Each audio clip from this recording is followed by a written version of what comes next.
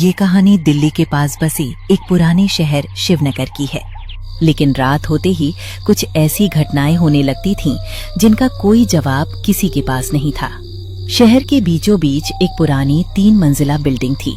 उस बिल्डिंग में राहुल, उसकी पत्नी नेहा, पड़ोसी सुरेश, बिल्डिंग का चौकीदार गणेश और मकान मालिक वर्मा जी रहते थे। करीब 1 महीने से बिल्डिंग के लोगों को पानी से जुड़ी अजीब घटनाएं दिखाई देने लगी थीं। शुरुआत में लोगों ने इसे किसी शरारती इंसान का काम समझा, लेकिन जल्द ही उन्हें एहसास हुआ कि मामला कुछ और है। एक रात करीब 11:30 बजे तभी रसोई से बर्तन गिरने की आवाज आई। नेहा घबराकर दौड़ती हुई उसके पास आई। राहुल, मैं अभी पानी भर रही थी, अचानक नल से ऐसा लगा जैसे किसी ने मेरे हाथ को पकड़ लिया हो। पानी बिल्कुल बर्फ जैसा ठंडा हो गया था और मुझे साफ महसूस हुआ कि कोई मेरे पीछे खड़ा है, लेकिन जब मैंने पलटकर देखा तो वहाँ कोई नहीं था। तुम पिछले कुछ दिनों से इन अजीब घटनाओं के बारे में बहुत सोच रही हो। शायद इसी वजह से तुम्हें ऐसा महसूस हुआ होगा। लेकिन अगर फिर भी तुम्हें डर लग रहा है तो मैं अभी जाकर पूरी रसोई देख लेता हूँ। राहुल रसोई में गया। सब कुछ सामान्य लग रहा था। अगली सुबह उसने ये बात सुरेश को बताई। तुम्हें पता है राहुल, सिर्फ तुम्हारे घर में नहीं, मेरे फ्लैट में भी रात के समय अजीब घटनाएं हो रही हैं। कल रात करीब 2 बजे मुझे छत से किसी औरत के गाने की आवाज सुनाई दी थी। जब मैं ऊपर गया तो वहाँ कोई नहीं था, लेकिन पानी की टंकी का ढक्कन खुला हुआ मिला। अब ये बात मजाक वाली नहीं लग रही। मुझे लगता है हमें पूरी बिल्डिंग के लोगों को इकट्ठा करके इस बारे में बात करनी चाहिए, क्योंकि अगर कोई इंसान ये सब कर रहा है तो उसे पकड़ना जरूरी है। शाम को सभी लोग छत पर जमा हुए। वर्मा जी भी आए। मैं पिछले 30 साल से इस बिल्डिंग का मालिक हूँ। पहले कभी ऐसी घटनाएं नहीं हुई, लेकिन पिछले महीने से लगातार शिकायतें आ रही हैं। अगर किसी को कोई शक है तो हमें मिलकर जांच करनी चाहिए। तभी चौकीदार गणेश बोला। साहब, मैं एक बात कई दिनों से छुपा रहा था, क्योंकि मुझे लगा लोग मेरा मजाक उड़ाएंगे, लेकिन अब लगता है कि मुझे सच बता देना चाहिए। मैंने 3 बार रात को टंकी के पास सफेद साड़ी पहनी एक औरत को खड़े देखा है। सभी लोग चौंक गए। अगर तुमने सच में किसी औरत को देखा था तो उसके पास जाकर बात क्यों नहीं की? आखिर वो आधी रात को टंकी के पास क्या कर रही थी? क्योंकि साहब, वो इंसान जैसी नहीं लग रही थी। पहली बार जब मैंने उसे देखा तो उसकी गर्दन पीछे की तरफ मुड़ी हुई थी। दूसरी बार उसके पैर उल्टे दिखाई दिए थे और तीसरी बार जब मैंने टॉर्च मारी तो वो सीधे टंकी के अंदर कूद गई थी। ये सुनकर वहाँ सन्नाटा छा गया। उस रात राहुल और सुरेश ने फैसला किया कि वे छत पर छिपकर निगरानी करेंगे। रात के 2 बजे चारों तरफ सन्नाटा था। अचानक टंकी के अंदर से किसी के खरोंचने की आवाज आने लगी। दोनों के शरीर में सिहरन दौड़ गई। फिर धीरे धीरे टंकी का ढक्कन खुद ब खुद हिलने लगा। राहुल का गला सूख गया। कुछ सेकंड बाद एक भयानक औरत का सिर टंकी से बाहर निकला। उसकी आंखें पूरी सफेद थीं। चेहरे पर सड़ा हुआ मांस लटक रहा था। वो धीरे धीरे टंकी से बाहर निकल आई। राहुल, ये कोई इंसान नहीं है। मैं अपनी जिंदगी में पहली बार ऐसी चीज देख रहा हूँ। अगर हम अभी यहाँ से नहीं भागे तो शायद सुबह तक जिंदा भी नहीं बचेंगे। नहीं सुरेश, अगर हम भाग गए तो ये कभी नहीं पता चल पाएगा कि ये आखिर है कौन और हमारी बिल्डिंग में क्यों आई है। हमें इसका पीछा करना होगा, चाहे जितना भी डर लगे। दोनों धीरे धीरे उसके पीछे बढ़े, लेकिन तभी वो औरत अचानक रुक गई। उसका सिर पूरी तरह पीछे घूम गया। अब वो सीधे उनकी तरफ देख रही थी। उसके होठों पर एक डरावनी मुस्कान फैल गई और अगले ही पल वो हवा में गायब हो गई। जब वे राहुल के फ्लैट में पहुंचे तो उन्होंने देखा कि नेहा बाथरूम के सामने बेहोश पड़ी हुई थी। उसके पास फर्श पर पानी से एक संदेश लिखा हुआ था, टंकी मेरी है, यहाँ से चले जाओ। ये देखकर राहुल के पैरों तले जमीन खिसक गई। उसे समझ आ चुका था कि उनकी बिल्डिंग में सचमुच एक चुड़ैल रहती थी और उसका ठिकाना था छत पर बनी पानी की टंकी। अगले दिन किसी ने भी टंकी का पानी इस्तेमाल नहीं किया।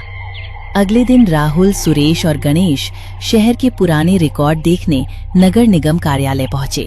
कई घंटों तक पुराने कागज खंगालने के बाद उन्हें एक चौंकाने वाली जानकारी मिली।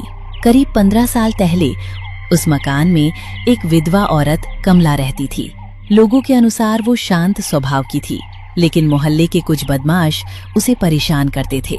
एक रात अचानक वो गायब हो गई थी। किसी को उसका शव भी नहीं मिला था। मुझे लग रहा है कि ये वही औरत हो सकती है। अगर उसकी मौत के पीछे कोई रहस्य था और उसकी आत्मा को न्याय नहीं मिला तो शायद वो आज भी है। सिर्फ अंदाजा लगाने से काम नहीं चलेगा, हमें पूरा सच पता करना होगा, क्योंकि जब तक उसकी असली कहानी सामने नहीं आएगी शायद ये आतंक कभी खत्म नहीं होगा। साहब, शहर के पुराने लोग बताते हैं कि कमला की आखिरी बार चीखें सुनी गई थीं। उसके बाद वो कभी दिखाई नहीं दी। हो सकता है उसके साथ कोई बहुत बड़ा अपराध हुआ हो। तीनों ने मोहल्ले के सबसे बुजुर्ग व्यक्ति त्रिलोकी बाबा से मिलने का फैसला किया।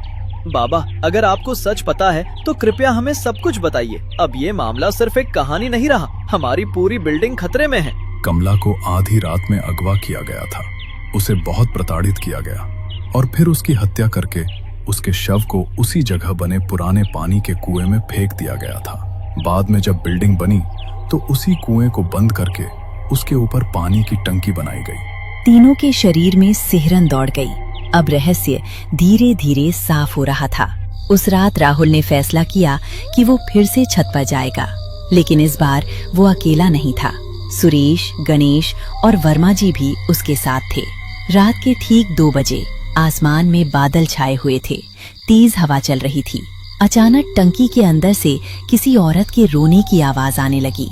पहले धीमी, फिर और तेज, फिर इतनी तेज कि पूरे शरीर में झुरझुरी दौड़ जाए। अचानक टंकी का ढक्कन जोर से उछलकर दूर जा गिरा और उसी पानी के बीच से कमला की चुड़ैल निकलकर खड़ी हो गई। आंखों से काला पानी बह रहा था। चेहरे पर भयावह गुस्सा था। तुम लोग भी बाकी इंसानों जैसे हो। सबने मेरा दर्द देखा, लेकिन किसी ने मेरी मदद नहीं की। अब मैं किसी को यहाँ चैन से नहीं रहने दूंगी। ये जगह मेरी है और यहाँ रहने वाला हर इंसान मेरी पीड़ा महसूस करेगा। कमला, हमने तुम्हारे साथ कुछ गलत नहीं किया। हमें अभी अभी तुम्हारे साथ हुए अन्याय के बारे में पता चला है। अगर तुम्हें न्याय चाहिए तो हम तुम्हारी मदद करेंगे, लेकिन निर्दोष लोगों को डराने से तुम्हें शांति नहीं मिलेगी। 15 साल तक मैं अंधेरे में तड़पती रही। मेरे हत्यारे मर गए, लेकिन मेरे साथ हुई क्रूरता की याद कभी नहीं मरी। अब मुझे इंसानों की किसी बात पर भरोसा नहीं है। गणेश घबराकर पीछे हट गया। साहब, अगर हमने अभी कुछ नहीं किया तो ये हमें जिंदा नहीं छोड़ेगी। मैंने पहले भी कई अजीब चीजें देखी हैं, लेकिन इतना भयानक रूप कभी नहीं देखा। ये आत्मा अब सिर्फ दुखी नहीं है, ये खतरनाक भी हो चुकी है।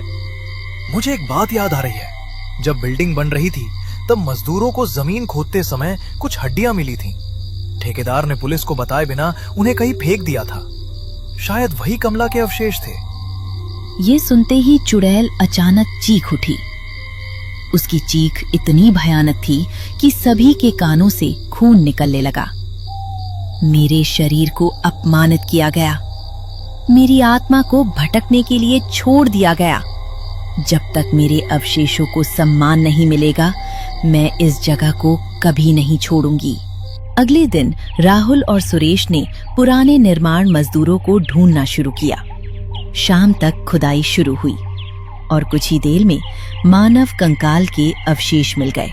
फिर कमला के अवशेषों का सम्मान पूर्वक अंतिम संस्कार कराया गया। सबको उम्मीद थी कि अब सब कुछ ठीक हो जाएगा, लेकिन उसी रात कुछ और भी भयानक हुआ। राहुल को सपने में कमला दिखाई दी। तुमने मेरे अवशेषों को सम्मान दिया, लेकिन मेरी आत्मा अब इतनी अंधेरी हो चुकी है कि सिर्फ अंतिम संस्कार से मुझे मुक्ति नहीं मिलेगी। 15 साल की नफरत ने मुझे राक्षस बना दिया है। उसी समय पूरी बिल्डिंग में चीख पुकार मच गई। तभी त्रिलोकी बाबा वहां पहुंचे। अब ये आत्मा सिर्फ दुखी नहीं रही, ये पूर्ण चुड़ैल बन चुकी है। इसकी सबसे बड़ी शक्ति यही पानी की टंकी है। अगर इसे रोकना है तो इसकी शक्ति के स्रोत को नष्ट करना होगा। अगर यही एक रास्ता है तो हम पीछे नहीं हटेंगे, चाहे जितना खतरा क्यों ना हो। आज इस आतंक का अंत करना ही होगा। सभी लोग मिलकर टंकी तोड़ने लगे। चुड़ैल की चीखें पूरे शहर में गूंजने लगीं। टंकी का मुख्य हिस्सा टूटकर गिर गया। उसी क्षण कमला की चुड़ैल ने एक ऐसी चीख मारी कि आसपास की खिड़कियां टूट गईं। उसका शरीर धीरे धीरे धुएं में बदलने लगा। काश किसी ने मेरी मदद उस रात कर दी होती, तो आज मुझे ये राक्षस नहीं बनना पड़ता। इतना कहकर वो हवा में विलीन हो गई। उस रात के बाद बिल्डिंग में कभी कोई अजीब घटना नहीं हुई। नलों से साफ पानी आने लगा। छत से रोने की आवाजें आनी बंद हो गईं।